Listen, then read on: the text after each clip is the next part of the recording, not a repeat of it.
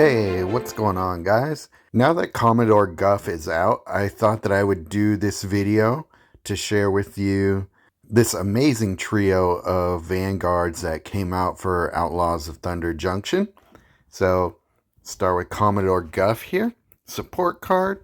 At the beginning of your turn, Vanguard supports you control, gain 1 shield. That's always nice, right? Where this card gets good is -2. Destroy 4 gems of your opponent's colors, then gain X mana. X is the total shield of all supports you control. So that's not only taking into account reinforcements, but the actual shield of the support cards you're using. So in this deck that I'm using it for, this is my main way to generate mana. And it works great because we're going to be pumping up the shields of our other Vanguards by a lot, and that's going to be really helping us out. And then his -7 is a little bit of a weaker win con, but it is a win con. Draw 3 cards, then deal X damage to your opponent's Planeswalker. X is the total shield of all supports you control. So let's talk about the other Vanguards here.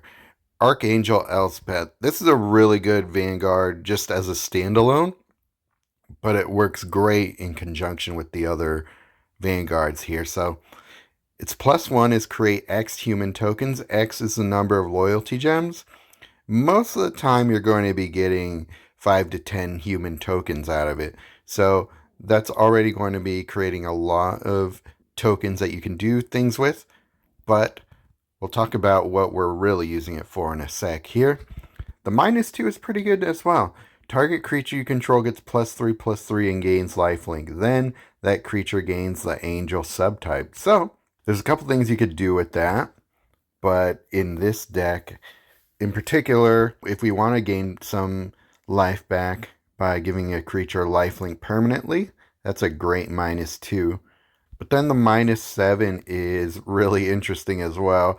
In its current state, it's bugged in that spells will auto cast from the graveyard, and it'd be cool if they just left it that way. That's a pretty amazing effect, but I think they're looking into it and will fix it eventually. But it is really cool that you can cast really any 3 things from the graveyard that are there, and then they get reinforced if they are permanents. So that's also very cool. So that's a really good -7. But we're really doing this for the +1, creating human tokens.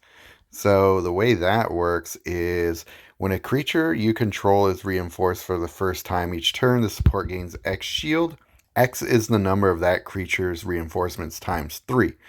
So the way that will work is we create the human token. It gets reinforced that first time. So that's only going to be 1 times 3. So that first time you use the +1, it's only going to raise this shield by 5, or it's only going to raise the shield of this Vanguard to 5.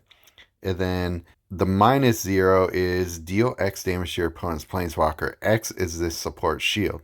Depending on how many human tokens you get on the board at that point, the next time, if you have, 10 human tokens created because of the +1, you'll want more loyalty gems on the board if you want to raise the shields of this quicker with the Archangel Elspeth.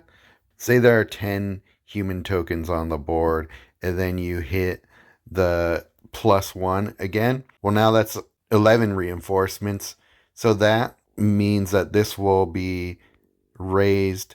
Well, now that will be a +33, right? Because it's times 3. And so when you hit that 0, you're going to be doing 33 damage. And then hopefully your human tokens stay on the board long enough for the next turn. Let's just say you have a human stack with 24 reinforcements, and then that will be another extra 72 shields. So this support shield is going to be at 105 in this example. So most of the time that's going to be enough damage to go for the quick kill. In just a few turns of these 2 Vanguards in tandem, that's a win con right there. So It's a really powerful win con that doesn't rely on creatures dealing damage to your opponent's planeswalker. It's all about the Vanguards doing the damage. So Jessica and Guff go together because all of those support shields are going to be raising up. So when you use that -2, you're going to be getting a ton of mana to be casting your other cards in your hand. And then also, a lot of times, if Jessica doesn't do the lethal damage, you do Commodore Guff's -7 for the rest of it. So that works well because you're not going to have to rely on your creatures doing the damage, but they're here as well, and they'll also help for the other things. So Golden Wish, not only is it going to be getting our Vanguards out, most of the time, sometimes you'll be getting the Volt Strider, but most of the time you're going to be getting a couple of the Vanguards. So that's going to help them be on the board and start with the lethal damage. And you can start building up your Vanguards in that way. Connecting the dots, always great, because all you need to do is get this on the board, and then you're going to be able to put either your creatures or your Vanguards on the board pretty quickly. Assimilation Aegis is just here to stall, to make sure that your opponent's creatures aren't doing anything too terrible to you.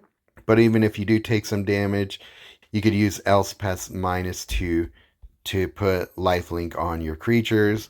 This deck is strong enough on its own even without the Vanguards to win because of Moonshaker Cavalry.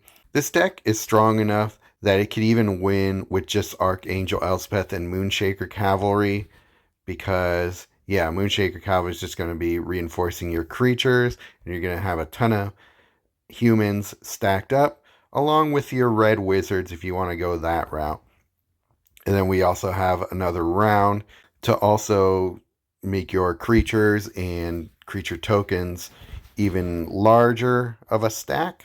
So there's some synergy there. Synergy! Aurelia's Vindicator is really mostly here to help get our permanents on the battlefield by giving them full mana after exiling them. So there's a lot happening here. Volt Strider is also there to help us cast more Golden Wishes in another round and also buff up our creatures. So there are multiple ways to win with this deck, and it's really strong. It only loses every so often to a deck that gets a really fast start on you, but for the most part, this deck gets really strong really fast, and it's just a lot of fun to see it happen. You know, this deck is so fun that a lot of times I will stall for a win just to see how much more damage I can do. It's just so much fun to test how much damage you can do in one turn. So it's a fun one for PvE because those bosses have a lot of hit points, right? So it's fun to see how much you can do in one turn just by setting off all of your Vanguards and then attacking with your creatures. So yeah, if you guys aren't yet focusing on the Vanguards from OTJ, or you maybe weren't that blown away by them, go chase these 3 Vanguards. It's actually going to work great in a few different planeswalkers. You could use this in red and white. So like you could use this for Quintorius Canned if you want.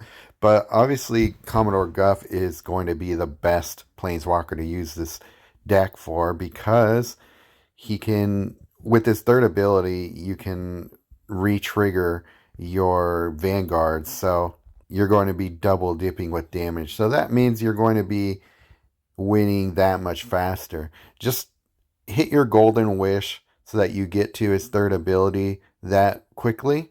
Hopefully you're going to be bringing in some Vanguards into the battlefield with that Golden Wish. Then you're going to be able to use your Vanguards twice, and that's just going to make things go super fast. So yeah, I hope all that made sense to you and you like watching it in action, and that it inspires you to go chase these Vanguards with your jewels. It's very worth it. All right, have a good one, and I'll see you in the next video.